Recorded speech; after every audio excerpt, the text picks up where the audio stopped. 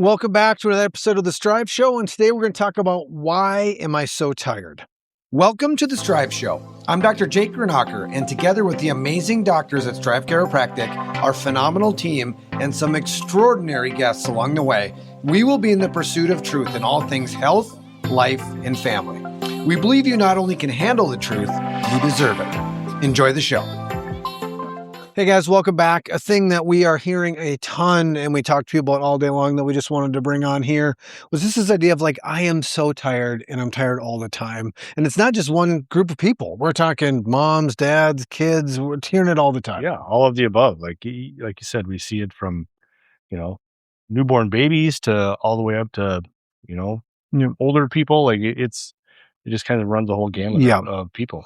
So really the two kind of camps, Brian and I were talking before we came on air here, to two camps we're talking about, two real main causes, and we'll dive into each and what they mean and how we can fix it.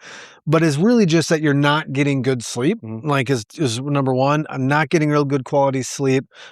And then number two would be like, you are just burning the candle at both ends. It's this whole idea of running in fight or flight. So kind of dumb to that first one is just this idea of like, I'm not getting good sleep. Yeah. What does that mean? Yeah. What can we do about it? Yeah. And I mean, there's some things out there like apps and wearables and things like that can track that, and which are good, but it's kind of walking that back. Like, why am I not getting good sleep? Obviously, like, my Whoop or my Apple Watch or whatever, it's showing that I'm not getting good sleep, but why am I not getting good sleep, right? That's the important thing if you're going to get it fixed. Yes, you got it. And kind of what we're talking about with good sleep is this idea of there's light sleep, there's deep sleep, REM sleep, and really those regenerative, restorative type sleeps are more in that deep REM type sleep, meaning that you can be in light sleep and be sleeping all night, but you're not going to wake up feeling very rested, and it's not going to recharge your batteries if you're not getting into that deep REM sleep. Is really the kind of the big idea.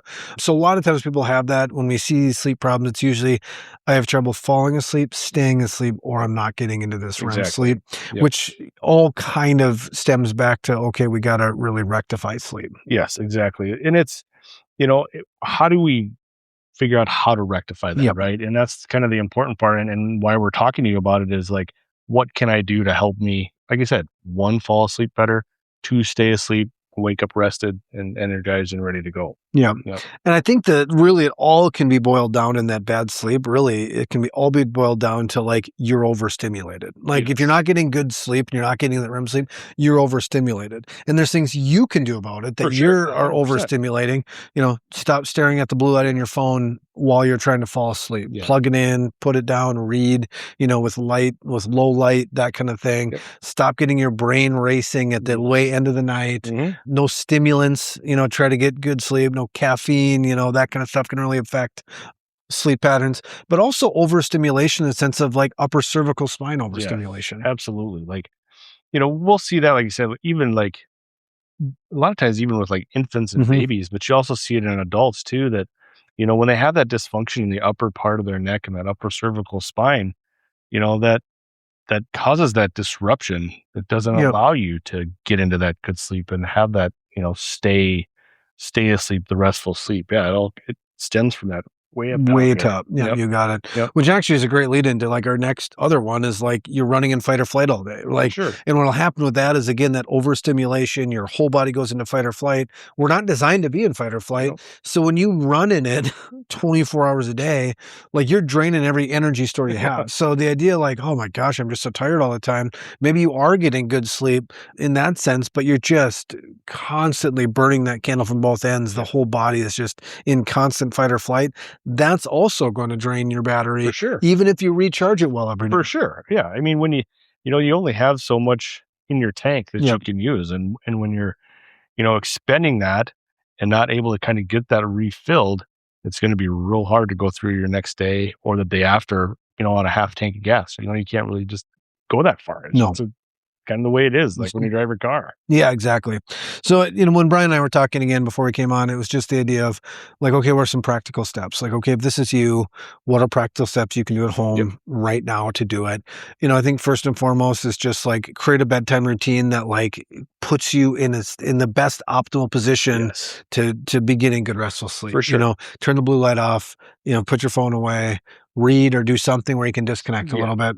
Would be number one. For sure. I mean, and you could take even a deeper dive in there too, adding in some supplements, Yeah. magnesium glycinate to kind of help improve your restful sleep. That's one of the things that I've done that's vastly improved my sleep. So adding in some things like that too are beneficial. But the other thing, kind of what we're really trying to get to is that upper cervical stuff. When you have that dysfunction there, our parasympathetic nervous system, it sits in our neck and our cervical spine. And when that's dysfunctional, because that's kind of the rest and digest, but it's going to help turn off that fight or flight.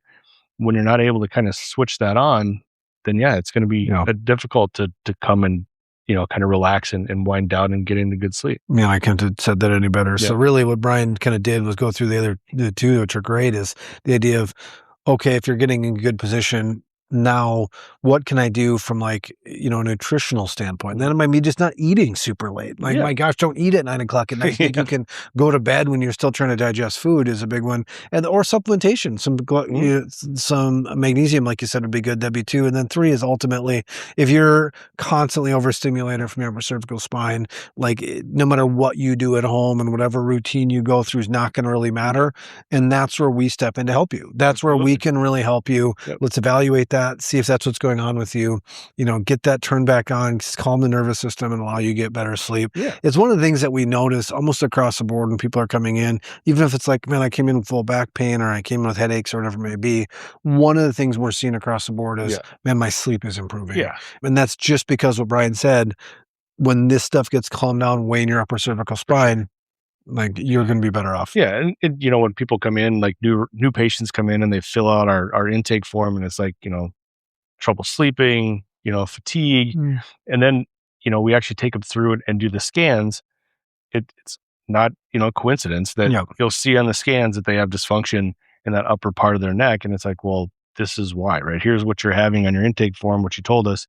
Here's what your scans are showing. Yeah, you've got some lower back stuff or whatever they have when they come in, but this here is why you're having some of that trouble sleeping and fatigue. And so again, like we've always said, it's important to just come in and get checked. Well, I know too that's our job. That's what we're diving into. That's what we nerd out about. That's what we really dive into, is that, you're coming in for help. We're really dissecting and diving into it and really trying to find all the pieces that we can turn it back on for you. That's not something you need to know or whatever. That's what we're here for. And we're here to walk you through that process to find it, fix it, and get you back to living your best life. So that's what we'll make sure we do in here. So for sure. So hopefully there's some practical steps that you had for better sleep at home. And again, if it's something that you've been struggling with for a while, please don't hesitate to reach out. Shoot us a text, call us.